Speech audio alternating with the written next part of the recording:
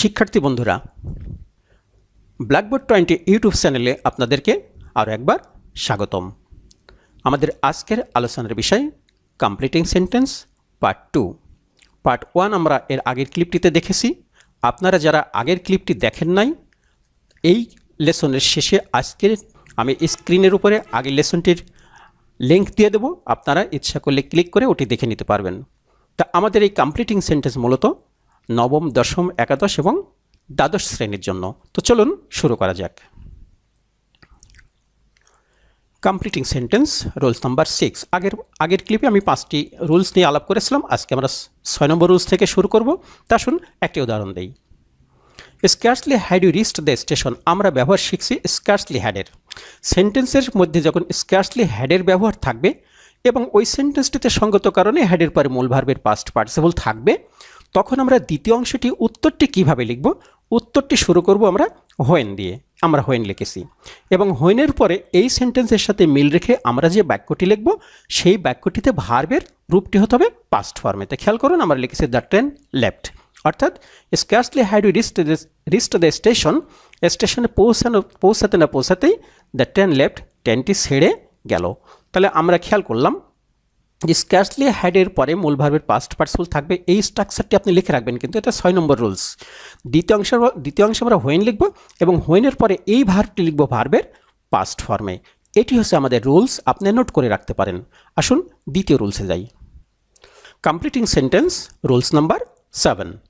Hardly হ্যাডের ব্যবহার। আগেরটা আমরা দেখেছি স্কার্সলি হ্যাড, এবার আমরা দেখব হার্ডলি হ্যাড। তা আসুন এক্সাম্পলে যাই। Hardly had I entered the classroom. Same sentence, আগের মতোই হার্ডলি হ্যাডের ব্যবহার আছে এবং তারপরে মূল ভার্বের পাস্ট পার্টিসিপল আছে। এই আমাদের হার্ডলি হ্যাড, আর এটা হচ্ছে মূল ভার্বের পাস্ট পার্টিসিপল। তো দ্বিতীয় অংশ ঠিক আগের মতো করে আমরা একটি হোয়েন দিয়ে শুরু করব। আমরা হোয়েন লিখেছি, এই আমাদের কনজাংশন। হোয়েন লাগবার পরে আগের মতোই সেন্টেন্সটির ভার্বটি হবে পাস্ট ফর্মে। আমি লিখেছি দ্য বেল র্যাং। এই র্যাং ভার্বটি আছে ভার্বের পাস্ট ফর্মে। তো একটি বিষয় এখানে আমরা আলাপ করতে পারি, সেটা হচ্ছে ইন্ট্রোগেটিভ সেন্টেন্সে অক্সিলারি সাধারণত সাবজেক্টের আগে বসে, কিন্তু এটিতে ইন্ট্রোগেটিভ সেন্টেন্স নয়। তাহলে এটিতে সাবজেক্টের আগেই অক্সিলারি কেন? আমরা মনে রাখবো স্কার্সলি, আগের বাক্যটিতে আমরা স্কার্সলি দেখেছি, এবার দেখছি হার্ডলি। স্কার্সলি, হার্ডলি এই দুটি অ্যাডভার্বই নেগেটিভ এক্সপ্রেশন তৈরি করে। তো যখন অ্যাডভার্ব যখন সেন্টেন্সের শুরুতেই বসে, শুরুতেই নেগেটিভ এক্সপ্রেশনটা থাকে, তখন এই অক্সিলারি এবং সাবজেক্টের অর্ডারটা একটু চেঞ্জ হয়ে যায়। অর্থাৎ অ্যাসার্টিভ সেন্টেন্স হওয়া সত্ত্বেও সাবজেক্টটা পরে যাবে আর হ্যাডটা আগে আসবে। এটুকুই হচ্ছে আমাদের হ্যাড সেন্টেন্সের আগে ব্যবহৃত হওয়ার কারণ। তা আসুন পরের উদাহরণ দেখি। Completing sentence rules number 8। No sooner had. তো আমাদের এক্সাম্পলটি হচ্ছে no sooner had the rain stopped. তো বাক্যের শুরুতে নো সোনারের ব্যবহার আছে এবং নো সোনারের পরে কি আছে? হ্যাড আছে, আর হ্যাডের পরে মূল ভার্বের পাস্ট পার্টিসিপল আছে। তো এই হচ্ছে আমাদের স্ট্রাকচারের প্রথম অংশ। মনে করুন এটুকু আপনার প্রশ্নপত্রের অংশ। এখন আপনাকে উত্তর লিখতে বলা হলো। এবার কিন্তু আমরা এখানে হোয়েন লিখতে পারবো না, এবার আমাদের কনজাংশনটা হবে দেন। দেন লিখবার পরে ঠিক আগের নিয়মে আমরা একটি সাবজেক্টের পরে ভার্বের পাস্ট ফর্ম লিখে দেবো। খেয়াল করুন, আমরা লিখেছি উই স্টার্টেড প্লেয়িং। তো এই আমাদের সাবজেক্টের পরে ভার্বটি আমরা লিখেছি কোন ফর্মে? ভার্বের পাস্ট ফর্মে। এটি আমাদের 8 নম্বর রুলস। আপনি লিখে রাখতে পারেন নো সোনার হ্যাড প্লাস ভার্বের পাস্ট পার্টিসিপল।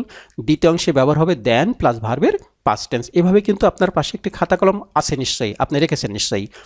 পরের নিয়মটি দেখে আসুন। Completing sentence rules number 9। So that. এখন আমরা সো দ্যাটের ব্যবহার শিখব। এক্সাম্পলটি হচ্ছে হি রিডস মোর। সে অধিক পড়ে। সো দ্যাট যাহাতে। এটুকুর বাংলা হচ্ছে যাহাতে। তো এখানে আমাদের কিসের ব্যবহার আছে? এই ভার্বটি ব্যবহার আছে ভার্বের প্রেজেন্ট ফর্মে, আর সো দ্যাটের ব্যবহার আছে সেন্টেন্সে।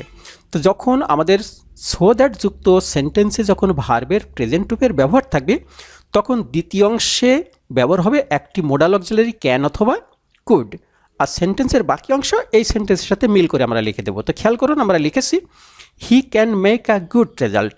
হি রিডস মোর, সে অধিক পড়ে। সো দ্যাট যাহাতে he can make a good result, সে একটি ভালো ফলাফল তৈরি করতে পারে।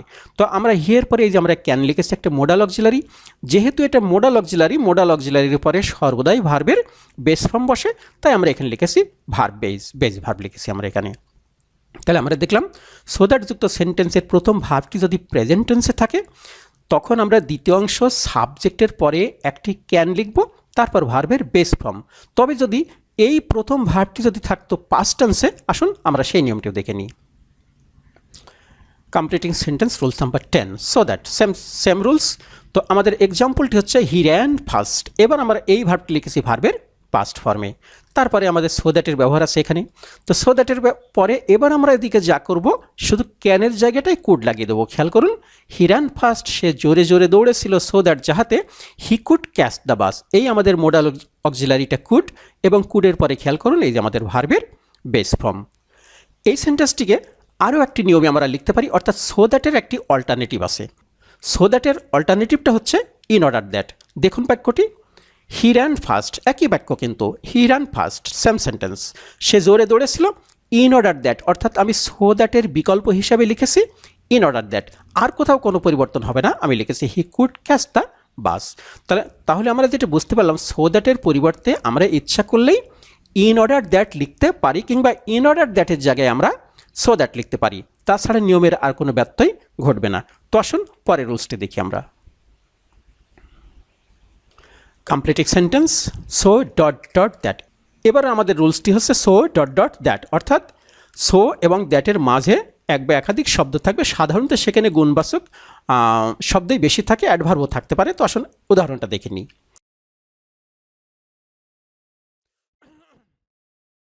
হি gets up so late that, সে এতটাই দেরিতে উঠে যায়। গেট আপ, ঘুম থেকে ওঠা।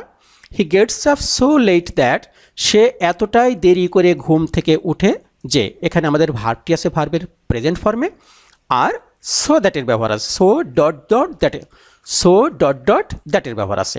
তো বাক্যের মাঝে যখন সো ডট ডট দ্যাটের ব্যবহার থাকে তখন এটা বাংলা হয় এতই যে।